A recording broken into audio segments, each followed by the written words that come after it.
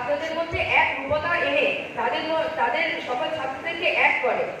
আসলে আমাদের দেশ ভারতবর্ষ নানা বৈচিত্র্যে ভরা। ধার্মিক, আর্থিক, সামাজিক এই সমস্ত বৈচিত্র্য সরাসরিভাবে প্রতিফলিত হয় পোশাকে। আর বৈচিত্র্য থাকলে বৈষম্য তৈরি হওয়া স্বাভাবিক, যা মস্তিষ্ক প্রসূত। তাই একে জোর করে মুছে ফেলা যায় না, বরং জোর খাটালে এটি আরো বৃদ্ধি পেতে পারে।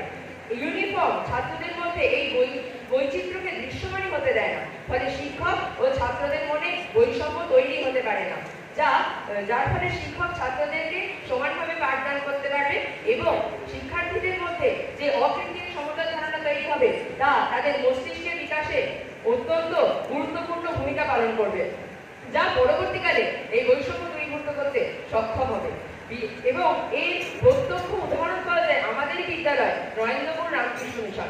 এইখানে সামাজিক, আর্থিক এবং ধার্মিক বিভিন্ন স্তর থেকে ছাত্ররা শিক্ষা গ্রহণ করতে আসে। তাদের মধ্যে প্রথম স্তরের যে বিভেদ সেটি দূরীকরণে ইউনিফর্মই সব থেকে গুরুত্বপূর্ণ ভূমিকা পালন করে থাকে। বিদ্যালয়ের বাইরে ইউনিফর্মই শিক্ষার্থীদের শিক্ষার্থী হিসেবে পরিচয় প্রদান করে। এছাড়াও সামাজিক যে তাদের অগ্রাধিকার তা থেকেও ইউনিফর্ম ছাত্রদের সহযোগিতা করে থাকে।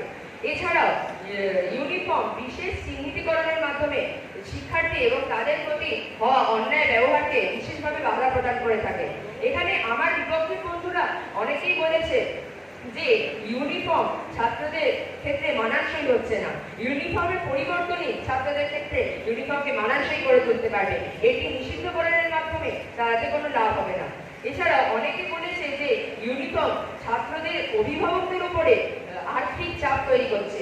এই অসুবিধার কথা মাথায় রেখে অধিকাংশ বিদ্যালয়তে এখন ইউনিফর্ম বিনামূল্যে দান করা শুরু হয়েছে, যার বিস্তার দরকার। এটিকে নিষিদ্ধকরণ করলে ছাত্রদের মধ্যে বিষাক্ত বায়ুর মতো বৈষম্য ছড়িয়ে পড়বে। এর থেকে বিদ্যালয়ে না যাওয়া অনেক ভালো। এবং আমার বিপক্ষে প্রতিযোগীরা বলেছে যে শিক্ষার সাথে ইউনিফর্ম সম্পর্কিত নয়।